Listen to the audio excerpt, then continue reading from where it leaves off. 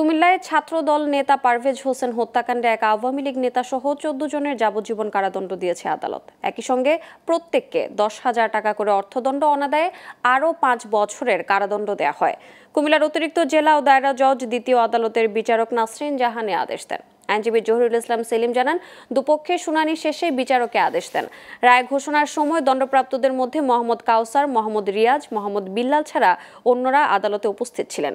২০২০ সালের ১০ জুন মামলার আসামি মফিজ ভান্ডারী ছিনতাইয়ের অভিযোগে রিপনকে ধাওয়া করে। এ সময় মামলায় অভিযুক্ত অন্য আসামিরা তাকে বেধড়ক পিটিয়ে গুরুতর আহত করে।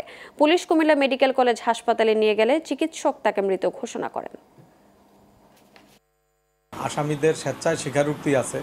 বিজ্ঞ আদালত তাদের স্বীকারোক্তিটা বিশ্বাস করি এই রায় প্রদান করছে। এই রায়ে ১৪ জনের মধ্যে আজকে ১১ জন, শেখ মাহমুদুল আলী চেয়ারম্যান সহ ১১ জন হাজির ছিল, আর ৩ জন পলাতক ছিল।